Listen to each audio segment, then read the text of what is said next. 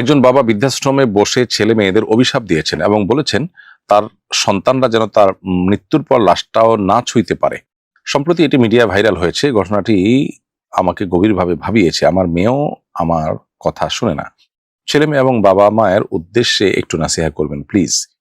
প্রিয় দর্শক, বিভিন্ন মিডিয়া মারফত এই ঘটনাটি আমাদেরও চোখে পড়েছে এবং বাবার সে কান্না ভেজা চেহারা, মলিন চেহারা, সেটি আমাদেরও চোখে পড়েছে। এ যুগে নিজের সন্তানকে মানুষের মতো মানুষ বানানোর মতো কঠিন কাজ আরেকটি সম্ভবত নেই। গোটা বিশ্বের চতুর্দিকে তাকালে আপনি দেখতে পাবেন আমাদের সন্তানদেরকে আধুনিক, ক্যারিয়ারিস্টিক, শিক্ষিত করবার নাম করে নানাভাবে তাদের মোরালিটি ধ্বংস করে দেওয়া হচ্ছে। সন্তানদেরকে পশ্চিমা পৃথিবীতে তো নিয়মিত বাবা মা থেকে দূরে সরাবার বিভিন্ন আয়োজনই করা হয়। অর্থাৎ বাবা মার সাথে সামান্য কোনো মনোমালিন্য হলেও কর্তৃপক্ষ বা প্রশাসন সেটাকে কেন্দ্র করে বাবা মা থেকে তাদেরকে বিচ্ছিন্ন করবার বহুবিধ উদ্যোগ নেয়। কখনো সেটাকে মিটমাট করার, মীমাংসা করবার উদ্যোগ নেয় না। আল্লাহ তাআলা সাধারণ অন্য মুসলমানদের ক্ষেত্রেও বলেছেন ওয়াসলুহ খায়র, মীমাংসা উত্তম। আল্লাহ বলেছেন ফাসলিহু বাইনা আখাওয়াইকুম, তোমরা মুসলমানরা পরস্পরের মধ্যে মীমাংসা করবার চেষ্টা করো।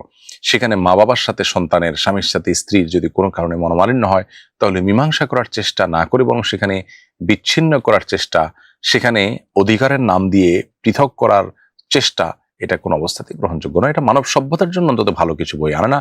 এটি বোঝার জন্য অবশ্য পণ্ডিত হওয়ার প্রয়োজন নেই। বহু পরিবারের হাহাকার আমরা শুনতে পাই শুধুমাত্র এই কৃষ্টির কারণে, কালচারের কারণে। প্রিয় দর্শক, আমাদের সন্তানদেরকে আমরা দিনী চেতনায় উদ্বুদ্ধ করা, এটা কত গুরুত্বপূর্ণ। এই ধরনের ঘটনাগুলো বারবার সে বিষয়টিকে আমাদেরকে স্মরণ করিয়ে দেয়। আমাদের সন্তানরা দুধে ভাতে থাকুক, তারা শিক্ষিত হোক, তাদের ভালো একটা কেরিয়ার গঠন করুক, তারা একটা ভালো জায়গায় যাক, এই বিষয়গুলো আমাদের প্রত্যাশা থাকাটা দোষণীয় নয়। কিন্তু এর চাইতে বেশি আমাদের প্রত্যাশিত বিষয় হওয়া উচিত তারা যেন আল্লাহ ভীরু হয়, তারা যেন আল্লাহর গোলাম হয়, আল্লাহর দাস হয়ে ওঠে। এই জিনিসটি ঠিক রেখে দুনিয়ার যত কিছু তারা অর্জন করতে পারবে সেটা ভালো। আর যদি এই জায়গাটাতে দুর্বলতা রেখে তারা সামনে অগ্রসর হয় তাহলে এ ধরনের পরিণতি অবশ্যম্ভাবী। আমি বলছি না যে এই চাচা যান, এই বাবাজি তার কোনো ত্রুটি ছিল। অনেক সময় বাবা মার সঠিক চেষ্টা সত্ত্বেও সন্তান বেলাইনে চলে যায়। খোদ নবী রাসূলদের সন্তানরাও অনেক সময় বেলাইনে চলে গেছে। এজন্য ব্যক্তিকে এখানে দোষ দেওয়ার প্রশ্নই ওঠে না। আমি জেনারেল কথা বলছি যে আমরা বেশিরভাগ অভিভাবকরাই আজকাল আমাদের সন্তানদের দুধে ভাতে রাখার বা তাদেরকে পশ লাইফ দেওয়ার কিংবা তাদেরকে সমাজে ভাবসাওয়ালা মানুষ হিসেবে তৈরি করার চেষ্টা আমরা যতটা করি, তার সিকি ভাগও তাদেরকে সৎ, আল্লাহ ভীরু, নেককার এবং আদর্শ সন্তান হিসেবে গড়ে তোলার চেষ্টা করি না। আমরা নিজেরাও টাকার মেশিন, তাদেরকেও টাকা মেশিন বানানোর চেষ্টা করি। তো এই জায়গা থেকে আমাদেরকে সরে আসতে হবে, এই ধরনের নির্মম পরিস্থিতি থেকে বাঁচার জন্য। এর বাইরে আল্লাহ তাআলার কাছে দোয়াও করতে হবে। আমি জানি না আমার এই বাবাজির কষ্ট আদৌ লাঘব হয়েছে কিনা, তার সন্তানদের কানে তার এই আকুতি পৌঁছেছে কিনা, তাদের বিবেক জাগ্রত হয়েছে কিনা। আমরা দোয়া করি আল্লাহ তাআলা তার কষ্ট, মনোবেদনা দূর করে দিন। বৃদ্ধাশ্রমের এই প্রজেক্ট বাংলাদেশে যেন প্রতিষ্ঠিত হতে না হয়। আমাদের সন্তানরা যেন সবাই দায়িত্বশীল হয়, আমরা যেন সবাই দায়িত্বশীল হই। আল্লাহ তাআলা সেই তৌফিক আমাদেরকে দান করুন এবং আমাদের সন্তানদেরকে নিজের নয়ন জোড়ানো, চক্ষু শীতলকারী সন্তান হিসাবে তৈরি করার তৌফিক দান করুন। তাদেরকে সমাজের অসুস্থ যে প্রতিযোগিতা আছে সেই প্রতিযোগিতা না নামিয়ে বরং তাদেরকে ভালো আমল, নেক আমল এবং ইমানদার হিসাবে বেড়ে ওঠার প্রতিযোগিতা আমাদেরকে অবতীর্ণ করা দরকার। যারা মিথ্যা বা বিকৃতভাবে কোনো বক্তার বক্তব্য উপস্থাপন করে ফটোকার্ড, কন্টেন্ট ইত্যাদি বানিয়ে মানুষের ভাবমূর্তি নষ্ট করে ভিউ সংগ্রহ করে, তাদের এ কাজের কি গুনাহ হয় এবং পরিণতি কি হবে, এ বিষয়ে একটা নসিহা চাই। আমিও আগে এমন কিছু কন্টেন্টের প্রভাবে বিভ্রান্ত হয়েছিলাম এবং অনেক স্কলারকে খারাপ ভেবেছি। খুবই গুরুত্বপূর্ণ একটি প্রশ্ন প্রিয় দর্শক, খুবই জঘন্য এবং অন্যায় একটি কাজ এটি। আমাদের সমাজে সোশ্যাল মিডিয়াতে আজকাল প্রচুর পরিমাণে এ ধরনের ফটোকার্ড আমরা দেখতে পাই। আমি নিজেও এর ভিকটিম।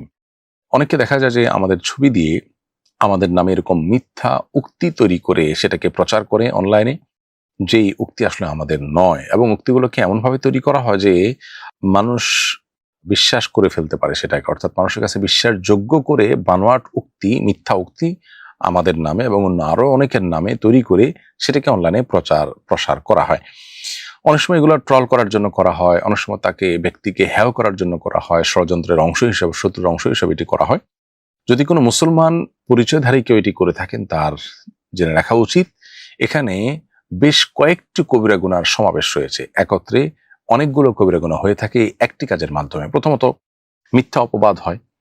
একে তো মিথ্যা, এটা সবচেয়ে বড় কবিরা গুনাহগুলোর একটি।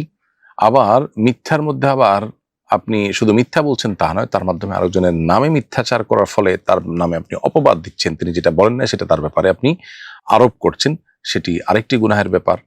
এর পাশাপাশি এর মাধ্যমে ওই লোকটাকে আপনি হেয় করছেন, অসম্মানিত করছেন, তুচ্ছ-তাচ্ছিল্য করছেন তাকে সমাজের মানুষের কাছে, সেটি একটি বিষয়। আবার ওই লোকটা সম্পর্কে সাধারণ মানুষের মনে বাজে চিন্তা প্রবেশ করাচ্ছেন আপনার এই জঘন্য কর্মের কারণে। আপনি ফটোকার্ডে বা তার উক্তি হিসাবে যেটাকে আপনি স্টাবলিশ করছেন, এর ফলে মানুষ ওই ব্যক্তি সম্পর্কে ভুল ধারণা পোষণ করে মানুষ গুনাহগার হবেন বা মানুষ ভুলের মধ্যে থাকবেন, বিভ্রান্তিতে পড়বেন। মানুষকে গোমরাহ করার, বিভ্রান্তিতে ফেলার যে গুনাহ, সেটাও আপনার হবে যদি আপনি মুসলিম হয়ে থাকেন। তবে ওলামা ইকরামের ব্যাপারে এই ধরনের ফটোকার্ড তৈরি করে তাদেরকে তাচ্ছিল্য করার বা তাদেরকে হেয় করার যে ব্যর্থ প্রচেষ্টা করা হয়ে থাকে, এটি মোস্ট প্রবলি ইসলাম বিদ্বেষী গ্রুপ এর দ্বারা হয়ে থাকে। যাদের মধ্যে আল্লাহর ভয় নেই, আখিরাতের ভয় নেই, তারা যদি এই কাজটি করেন, তো আমরা বলতে চাই তাদের বিবেক অন্তত তাদেরকে বাধা দেওয়ার কথা। আপনার সাথে কারো শত্রুতা থাকলে আপনি যা খুশি তা করতে পারেন না, আপনি একটি অন্যায় কাজ অন্তত করতে পারেন না, লোকটির প্রতি অবিচার আপনি অন্তত করতে পারেন না। আমরা অবশ্য মুসলমান, আমাদেরকে কোরআন শিক্ষা দিয়েছে। আল্লাহ বলেছেন, ওয়ালা ইয়াজরিমান্নাকুম শানাআনু কওমিন আলা আল্লা তা'দিলু ই'দিলু হুয়া আকরাবু লিত-তাকওয়া। কোন সম্প্রদায়ের প্রতি তোমাদের কোনো কারণে শত্রুতা থাকতে পারে, এর মানে এই নয় যে তোমাদের এই শত্রুতার কারণে তার প্রতি কোনো অবিচার করা তোমার জন্য হালাল হয়ে যাবে। বরং বেইনসাফি করা তোমার জন্য কোন অবস্থাতে জায়েজ নয়। সবসময় ইনসাফ বজায় আমাদেরকে রাখতে হয়। কোরআন কিন্তু সেই নির্দেশ আমাদেরকে দিয়েছে। অতএব আমরা যদি মুসলিম পরিচয় দিয়ে থাকি, তাহলে সেক্ষেত্রে যত বড় শত্রু হোক না কেন, তার নামে মিথ্যা উক্তি বানিয়ে সেটা দিয়ে ফটোকার্ড তৈরি করে অনলাইনে মানুষকে বিভ্রান্ত করা, এটা নাজায়েজ এবং গুনাহের কথা। সর্বমনা মানুষকে বিভ্রান্ত করা, একজন মানুষের সম্মানহানি করা, তার ব্যাপারে মিথ্যা অপবাদ দেওয়া, অনেকগুলো কবিরা গুনার সমাহার এখানে একসাথে আছে। একটা মানুষের জাহান্নামে যাওয়ার জন্য আর বেশি কিছু প্রয়োজন নেই। আর ইসলাম বিদ্বেষী কেউ যদি এরকম কিছু করে থাকেন, তার বিবেক অন্তত তাকে এই ধরনের কাজ থেকে বিরত রাখা উচিত। যদি তা না হয়, তাহলে তিনি শুধু অমুসলিম নন, তিনি বিবেচনাহীন একজন মানুষ। তার নিজের বিচার তার নিজের করা উচিত। আল্লাহ তাআলা আমাদেরকে এই ধরনের জঘন্য কর্মকাণ্ড থেকে বেঁচে থাকার তৌফিক দান করুন। কোনো অমুসলিম যদি কোনো কারণে আপনার রোষানল থাকে বা আপনি তার প্রতি কোনো কারণে ক্ষুব্ধ থাকেন, তার ব্যাপারেও আপনি এই মিথ্যাচার করার অধিকার ইসলাম আপনাকে দেয়নি, সে শিক্ষা ইসলাম আমাদেরকে দেয়নি। হাফাতা গেঞ্জি পরে নামাজ আদায় করলে কি নামাজ হবে? হাফাতা গেঞ্জি পরে নামাজ আদায় করলে নামাজ হয়ে যাবে। তবে গেঞ্জিটা ফুল হাতা, আপনি সেটাকে গুটিয়ে হাফাতা করেছেন, সেটা হলে সেটা মাকরুহ হবে। আর হাফাতা গেঞ্জি পরে নামাজ পড়লে নামাজ আদায় হয়ে গেলেও এ ধরনের পোশাক পরে মূলত নামাজ পড়া অনুচিত। যে ধরনের পোশাক পরে আপনি কোনো গুরুত্বপূর্ণ জায়গায় কোনো সম্মানিত ব্যক্তির সাথে সাক্ষাৎ করতে ইতস্তত বোধ করেন, সেরকম পোশাক পরে নামাজ পড়া মূলত অনুচিত। গত শুক্রবার আমাদের মসজিদের খতিব যারা ফুটবল খেলা দেখে ও সাপোর্ট করে, তাদের ঈমান নিয়ে প্রশ্ন তুলেছেন। অথচ ইউটিউবে দেখলাম বিশ্ববিখ্যাত দায়ী ডক্টর ইয়াসির কাদি এটাকে মুবাহ হিসাবে ব্যাখ্যা করেছেন। আলেমদের মতামতের এত ভিন্নতা কেন? আপনি বিষয়টাকে কিভাবে দেখছেন? প্রিয় দর্শক, আপনার মসজিদের খতিব সাহেবের বক্তব্য কিংবা ডক্টর ইয়াসির কাদির বক্তব্য, তার কোনোটি শোনার সুযোগ আমার হয়নি। আমি আপনাকে মোটা দাগে একটি কথা বলে রাখি, সেটি হলো যে বিষয়ে সরাসরি কোরআন বা হাদিসের কোনো ভাষ্য নেই, কোরআন হাদিসের বিভিন্ন মৌলিক নীতিমালা বা ভাষ্যের আলোকে ওলামা ইকরাম যেটিকে বোঝার চেষ্টা করেছেন, গবেষণা করার চেষ্টা করেছেন এবং ব্যাখ্যা করেছেন, সে বিষয়গুলো হলো ওলামা ইকরামের যার যার বুঝ এবং কনসেপ্ট অনুযায়ী, গবেষণা অনুপাতেই তারা সিদ্ধান্ত দিয়ে থাকেন। যেহেতু মানুষের বুঝ বিভিন্ন রকম হয় এবং মানুষের সবার বুঝ একরকম হয় না, সেক্ষেত্রে ওলামাদের একাধিক মত হওয়াটা এই ধরনের বিষয়গুলোতে অস্বাভাবিক নয়। আপনি যদি দলিলের ধার বুঝতে পারেন, তাহলে সেক্ষেত্রে আপনি সেটি খেয়াল করলে আপনার কাছে সিদ্ধান্ত গ্রহণ করা, কোন মতের উপর আপনি আমল করবেন সেটা গ্রহণ করা আপনার জন্য সহজ হবে। এর বাইরে একটা মৌলিক বিষয় আছে লক্ষ্য করার মতো, সেটি হলো এ ধরনের ইস্যুগুলোতে আমাদের জন্য সতর্কতামূলক পেহলু বা সতর্কতামূলক দিক অবলম্বন করাটা হলো আমাদের জন্য অধিকতর যুক্তিযুক্ত। বিশেষ করে যেখানে হালাল এবং হারাম নিয়ে সংশয় দেখা যায়, জায়েজ এবং নাজায়েজ নিয়ে সন্দেহ সৃষ্টি হয়, সেখানে সতর্কতামূলক সাইডে থাকতে হলে আপনাকে নাজায়েজকে অগ্রাধিকার দিয়ে আপনি একান্ত নিরুপায় না হলে সেটা থেকে বিরত থাকবেন। এটা একটা নীতিমালা। আর তার আলোকে আমি বলতে চাই যে ফুটবল খেলার যে আয়োজনগুলো আমরা স্ক্রিনে দেখে থাকি, এমনিতে আপনি সরাসরি কোথাও ফুটবল খেলা হচ্ছে সেটা দেখছেন, সেখানে যদি কোনো নাজায়েজে লিপ্ত হতে না হয়, তাহলে সেটি দেখা নাজায়েজ হওয়ার কোনো কারণ নেই। ধরুন কেউ 3/4 বা ফুল প্যান্ট পরে ফুটবল খেলছেন এবং মাঠে আপনি সেটি দেখছেন, এই দেখা আপনার জন্য কোনো নাজায়েজ কাজে লিপ্ত হওয়ার কারণ নয়। প্রত্যক্ষভাবে সরাসরিভাবে, তাহলে সেক্ষেত্রে এটি দেখা নাজায়েজ নয়। কিন্তু স্ক্রিনে যে সমস্ত ফুটবল খেলাগুলো আমরা দেখে থাকি বিভিন্ন বড় বড় ইভেন্টগুলোতে, এগুলো যখন আমরা দেখি, প্রথমত খেলোয়াড়রা হাফ প্যান্ট পরা থাকেন এবং তাদের সতর মুক্ত থাকে, সেটি আপনাকে দেখতেই হয়।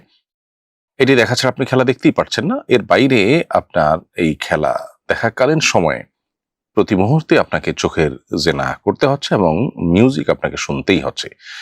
আপনি বলবেন যে আমরা তো রাস্তাঘাটে বের হলেও এই ধরনের দৃশ্য আমাদের চোখের সামনে পড়ে, তাহলে কি আমরা রাস্তাঘাটে বের হওয়া নাজায়েজ হবে? উত্তর হলো যে রাস্তাঘাটে বের হওয়া আর এই খেলা দেখার জন্য স্ক্রিনের সামনে বসা, এ দুটি কিন্তু এক জিনিস নয়। স্ক্রিনে বসে খেলা দেখা এটা আপনার কোনো প্রয়োজনের মধ্যে পড়ে না, রাস্তাঘাটে বের হওয়াটা আপনার প্রয়োজনের মধ্যে পড়ে। বিধায় এই জায়গাটাতে আপনার কর্তব্যের অংশ হলো সতর্কতামূলক সাইডে থাকা এবং নাজায়েজ দিকটাকে প্রাধান্য দেওয়া। আমি ব্যক্তিগতভাবে এটাকে নাজায়েজ মনে করি বিভিন্ন ইস্যুর কারণে। মৌলিকভাবে এটি নাজায়েজ না হলেও অন্য বহু নাজায়েজ বিষয়ে লিপ্ত হতে আমরা বাধ্য। যে কাজটি আমার জন্য আবশ্যক নয়, খুব বেশি জরুরি নয়, যেটা আমি অ্যাভয়েড করলেও করতে পারি, অথচ সে কাজ অ্যাভয়েড না করলে আমাকে নিশ্চিত একাধিক গুনাহে লিপ্ত হতে হচ্ছে, সে কাজ করা জায়েজ হওয়ার কোনো কারণ থাকতে পারে না। এর বাইরে এই আসরগুলো মূলত আপনার মানুষকে আল্লাহর জিকির থেকে গাফিল করা, ইবাদত থেকে গাফিল করার সহ বহুবিধ বিষয় এটার পেছনে নিহিত আছে। সবচেয়ে বড় কথা হলো যে ইবাদত বন্দেগী করার জন্য, আল্লাহর স্মরণের জন্য যে পরিমাণ মনোসংযোগ আমাদের আজকাল দরকার, সে ফোকাসের ঘাটতি আমাদের ঘরে ঘরে জনে জনে আজকাল। আমরা কোনো কিছুতেই আসলে ফোকাস ধরে রাখতে পারছি না।